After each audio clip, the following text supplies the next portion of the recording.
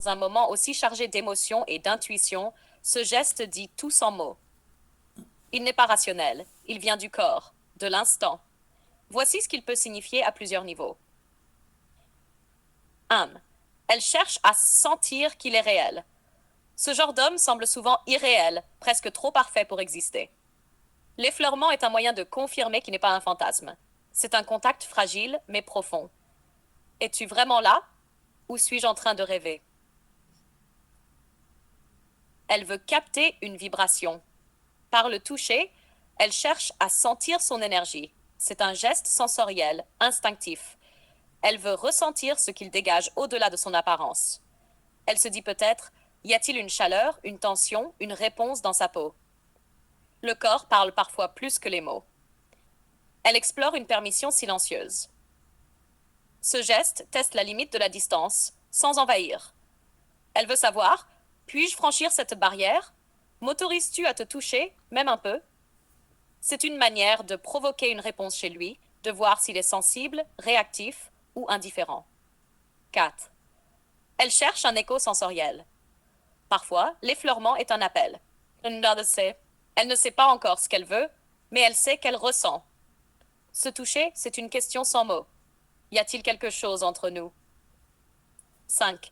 Elle explore sans s'engager. Effleurer, c'est ne pas s'approprier, mais frôler le mystère. Ce n'est pas une possession, c'est un hommage. Elle ne veut pas encore le connaître. Elle veut juste goûter une possibilité, un frisson, une tension. En résumé, elle ne cherche pas toujours un but clair. Elle cherche une connexion fugace, une réponse physique à une émotion intérieure. C'est peut-être le langage du désir subtil. Ce genre de geste est à la fois test, question, poésie et instinct. Lorsqu'une femme touche un inconnu alors qu'elle est en couple et mère de famille, ce geste, aussi furtif soit-il, n'est pas anodin. Il ne parle pas juste de l'autre, il parle d'elle, de ce qui sommeille ou se bouscule en elle. Voici quelques raisons possibles, pas pour juger, mais pour comprendre. At 1, un besoin de se sentir vivante. Être en couple et mère peut parfois absorber toute l'identité d'une femme. Elle devient épouse, maman, mais oublie celle qu'elle était avant ou celle qu'elle rêve encore d'être. Toucher un inconnu, c'est parfois retrouver une part d'elle-même oubliée, libre, spontanée, sensuelle. 2. Une échappée émotionnelle ou charnelle. Ce geste peut être une fuite douce, pas une trahison pleine, mais un soupir, un appel. Elle ne cherche pas forcément l'homme, elle cherche une émotion. Cela peut signaler que quelque chose manque dans sa relation actuelle. Tendresse, écoute, regard, sensualité. Un acte symbolique, pas sexuel. Toucher, ce n'est pas toujours vouloir posséder. Parfois, c'est juste effleurer une possibilité. Une manière de dire je ne suis pas morte à l'amour, au désir, au frisson. 4. Une faille dans le cadre. Elle peut être loyale en surface, mais intérieurement en déséquilibre. Insatisfaction, frustration, solitude, étouffement. Ce geste peut révéler un besoin d'oxygène émotionnel dans une vie trop réglée, trop figée. 5. La preuve qu'elle est encore une trahison de l'autre. C'est parfois une reconnexion à son propre désir. Elle a peut-être passé des années à donner, à s'oublier. Et soudain, un homme inconnu lui fait ressentir quelque chose. Et ça la surprend. Ce geste, aussi discret qu'il soit, n'est pas sans poids. Mais il ne signifie pas forcément qu'elle veut tromper ou fuir. Il signifie souvent qu'elle veut se retrouver, se sentir vue, vibrer, même brièvement. Ce n'est pas le signe qu'elle est mauvaise, c'est le signe qu'elle est vivante. Souhaites-tu une soif de liberté ou de vérité intérieure? Ce n'est pas que l'homme inconnu l'intéresse en profondeur, c'est qu'il agit comme un miroir déclencheur. Elle se dit ensuite, et si je pouvais vivre cela, cette intensité, cette vérité, avec mon propre mari? Pourquoi est-ce que je ne lui ai jamais demandé de me regarder ainsi, de m'explorer ainsi? 2. Retourner vers son mari, non pas par culpabilité, mais par révélation. Le fait de vivre ce trouble l'amène à regarder son mari avec d'autres yeux. Et parfois, elle réalise qu'elle ne lui a jamais demandé d'aller plus loin, de la découvrir vraiment. C'est pourquoi elle peut lui dire Je veux connaître une facette de toi que tu n'as jamais montrée à personne. Autrement dit, moi-même, je viens de toucher une facette de moi que je ne connaissais pas. Montre-moi la tienne. Le paradoxe humain. Aimer, désirer, douter, en même temps. L'humain peut aimer quelqu'un profondément et pourtant être touché ailleurs, en surface ou en profondeur, par un inconnu. Ce n'est pas toujours une trahison, c'est parfois un choc existentiel. Ce moment peut la pousser à dire à son mari: je ne veux pas seulement t'aimer dans le confort, je veux t'aimer aussi dans l'inconnu, l'inexploré, le vrai. 4. Ce n'est pas toujours rationnel, c'est émotionnel. Le corps touche parfois avant que l'esprit comprenne. Et ensuite, l'âme rattrape. Elle revient à son mari non pas pour se justifier, mais pour oser un nouveau chapitre, plus profond, plus nu, plus sincère. H. Conclusion. Ce comportement n'est ni faible ni mauvais. Il est humain, complexe, révélateur. Ce n'est pas toujours une fuite, c'est parfois une porte qui s'ouvre, une urgence d'authenticité, de profondeur. Si tu veux, je peux t'écrire une scène que tu n'as jamais montrée à qui que ce soit. Il ne parle pas simplement de curiosité. Il parle de profondeur, de vulnérabilité, de connexion intime. Voici ce que cela peut vraiment signifier. Il cherche l'authenticité totale. Il ne veut pas seulement ce que les autres voient. La femme forte, douce, maternelle, séduisante ou brillante. Il veut voir ce qu'elle cache même à elle-même. Ses doutes, ses contradictions, ses blessures, ses désirs bruts. Montre-moi ton chaos. Montre-moi ta lumière qui tremble. Montre-moi ce que tu n'as jamais osé dire. Il veut la faire se sentir vue vraiment. Cette phrase peut être un acte d'amour profond parce qu'elle dit: je te regarde au-delà du masque. Il ne veut pas juste la posséder. Il veut la rencontrer là où personne n'a encore eu le courage ou la délicatesse d'aller. Il veut créer un lien unique, exclusif. En disant ça, il dit aussi: je veux être cet homme-là pour toi, celui à qui tu peux tout montrer sans peur. Il ne cherche pas juste le plaisir, mais l'unicité, une place dans son cœur, dans sa mémoire, dans son histoire. 4. Il appelle à la confiance et au lâcher-prise. C'est aussi une invitation à la vulnérabilité. Cela peut être effrayant pour elle, mais aussi libérateur. S'il est sincère, il est en train de dire: je ne te jugerai pas. Je suis prêt à tout voir et à rester quand même. 5. Et parfois, il veut réveiller une part éteinte. Peut-être sent-il qu'elle s'est oubliée, qu'elle a rangé des désirs, des folies, des rêves dans un tiroir fermé. Et il lui dit: je suis là pour ouvrir ce tiroir avec toi, doucement, ensemble. Souhaites-tu que je transforme cette phrase et imaginer dans un moment intime où la confiance commence à s'installer, lui, doucement en la regardant dans les yeux. Je veux connaître une facette de toi que tu n'as jamais montrée à qui que ce soit. Sur peu hésitante. Pourquoi?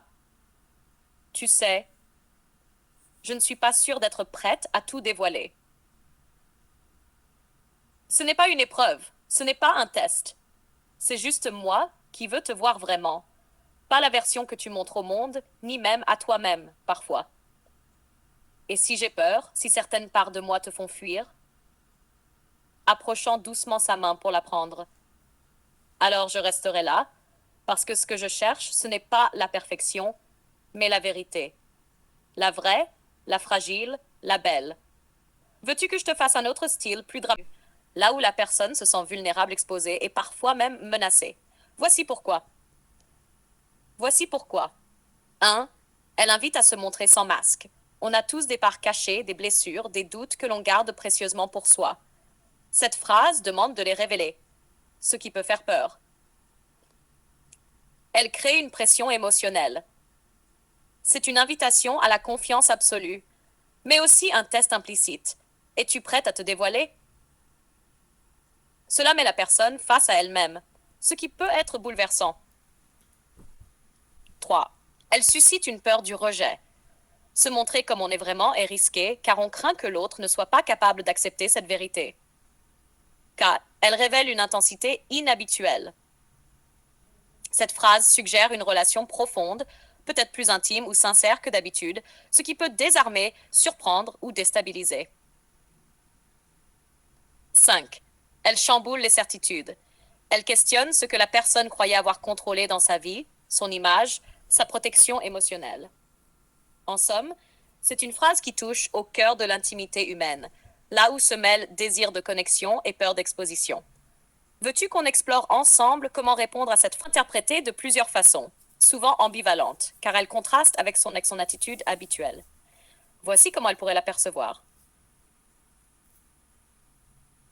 1. Une surprise inattendue. Elle peut être déstabilisée parce que cet homme réservé et distant exprime soudainement un désir profond de la connaître intimement. Cela peut la faire douter. Pourquoi maintenant? Pourquoi moi? Proche. 2. Un signe d'authenticité cachée. Elle pourrait penser que derrière cette froideur se cache une part vraiment sincère et vulnérable, ce qui peut la toucher et l'intriguer. Peut-être qu'il me fait confiance plus qu'il ne le montre. 3. Un défi ou une mise à l'épreuve. Elle peut aussi ressentir cette phrase comme un défi, une invitation à percer sa carapace, mais avec la peur qu'il ne soit jamais vraiment accessible. Est-ce que je réussirai à atteindre cette facette? Ou est-ce un mirage? Une ambiguïté émotionnelle. Le contraste entre son comportement distant et cette demande intense peut créer un sentiment d'incertitude, voire de confusion. Est-ce qu'il veut vraiment s'ouvrir ou est-ce une façon de garder le contrôle? 5. Un espoir fragile. Enfin, cette phrase peut éveiller un espoir secret, qu'il existe une profondeur chez lui qu'elle pourrait découvrir, ce qui la pousse à vouloir s'investir malgré tout. Peut-être qu'il n'est pas aussi inaccessible qu'il paraît. En résumé, la phrase, dite par un homme froid et distant, agit comme une clé mystérieuse. Elle ouvre une porte vers quelque chose d'inattendu, à la fois attirant et inquiétant, et chargé émotionnellement. Si au fond, elle avait ses intentions, voir comment l'inconnu réagirait, chercher un conflit, vouloir humilier ou explorer une facette cachée de l'inconnu, ça révèle plusieurs choses sur son état intérieur et ses motivations profondes. Voici comment on peut décortiquer ça. 1. Voir comment l'inconnu réagira. Cela peut être une manière de tester l'autre, de chercher un signe, une réaction qui confirmerait une vérité sur lui ou sur elle-même. Peut-être qu'elle cherche à réveiller quelque chose, à provoquer une étincelle, ou simplement à savoir si cet homme est capable d'émotion. 2. Chercher un conflit. Paradoxalement, provoquer un conflit peut être une façon de faire bouger les choses, surtout si elle se sent stagnante dans sa vie ou sa relation. Le conflit, même s'il est douloureux, peut signifier qu'elle veut un choc, un réveil, une secousse émotionnelle. Vouloir humilier. Si l'humiliation est dans son intention, c'est souvent le signe d'une douleur refoulée, d'une colère ou d'une blessure non exprimée. Elle pourrait inconsciemment vouloir faire mal à l'autre pour exprimer sa propre souffrance ou son ressentiment. 4. Voir la facette de l'inconnu. Cela peut indiquer une curiosité obsessionnelle, un besoin de comprendre ce qui est caché, mystérieux, interdit.